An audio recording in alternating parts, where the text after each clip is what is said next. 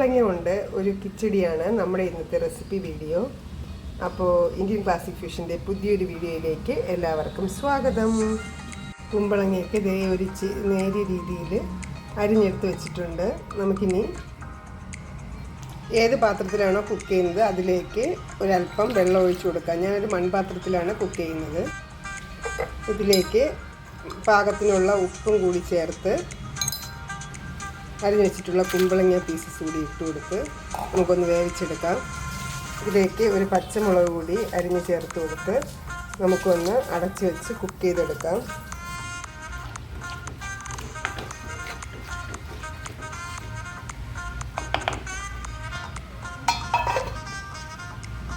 അരപ്പ് റെഡിയാക്കാനായിട്ട് മിക്സിയുടെ ജാറിലേക്ക് 2 അധികം എരിവില്ലാത്ത പച്ചമുളകും ഒരു ഏകദേശം ഒരു അരക്കപ്പോളം വരുന്ന ചിരകിയ നാളികേരവും കൂടി മിക്സിയിലേക്ക് ഇട്ട്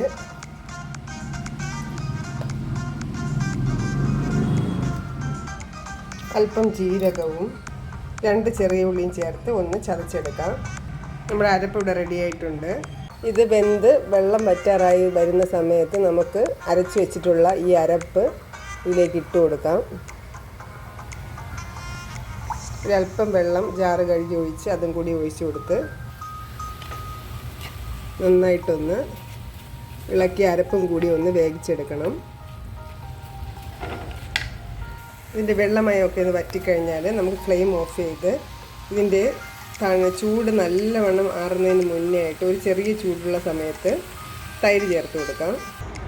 ഇനി നമുക്കിതിലേക്ക് നല്ല കട്ടിയുള്ള തൈര് ആവശ്യത്തിന് ഒഴിച്ചു കൊടുക്കാം. തൈരും ചേർത്ത് ശേഷം നന്നായിട്ടൊന്ന് ഇതൊന്ന് മിക്സ് ചെയ്യാം.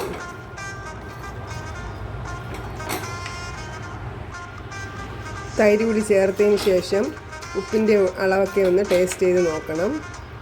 ഇത്രയേ ഉള്ളൂ. ഇനി നമുക്കിതിലേക്ക് താളിച്ചൂടി ഒഴിക്കാം. കടായി ചൂടാക്കി ആവശ്യത്തിന് വെളിച്ചെണ്ണ ഒഴിച്ച് അതിലേക്ക് ആവശ്യത്തിനുള്ള കടുകും